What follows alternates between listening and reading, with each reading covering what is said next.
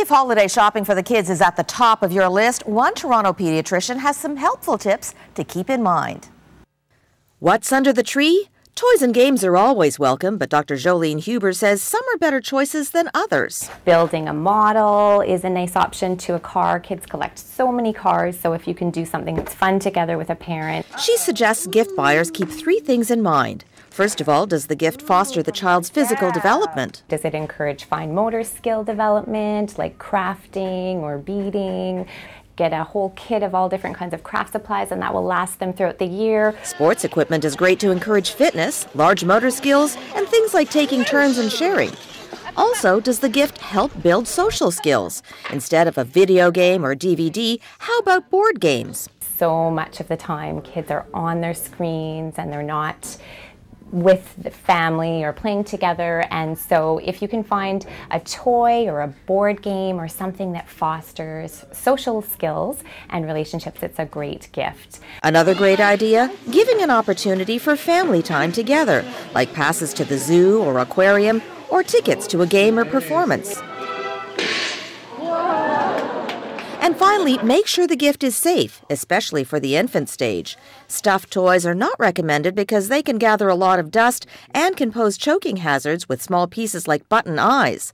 And current guidelines recommend parents keep babies' cribs as uncluttered as possible to prevent suffocation hazards. Even blankets should be avoided, so how about some warm fleece sleepers or baby sleeping bags that fit snugly?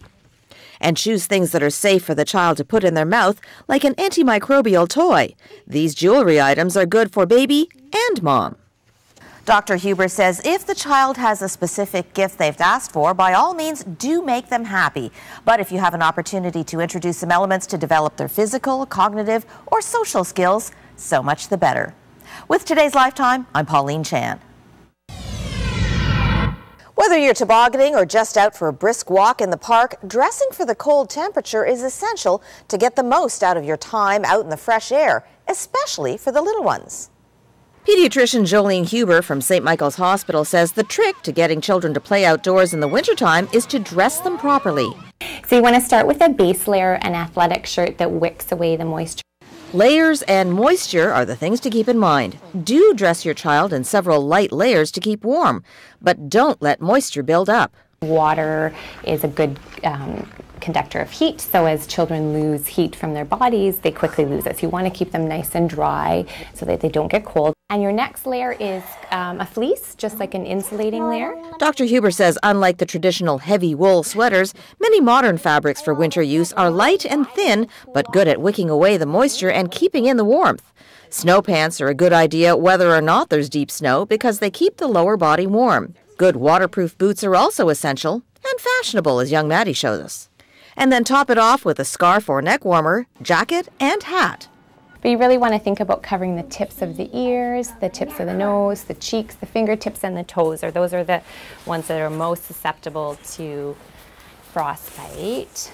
As for the debate between mitts and gloves, well, mitts allow your fingers to share the heat, but kids often prefer gloves for better dexterity, so Dr. Huber packs both when the kids are playing outdoors.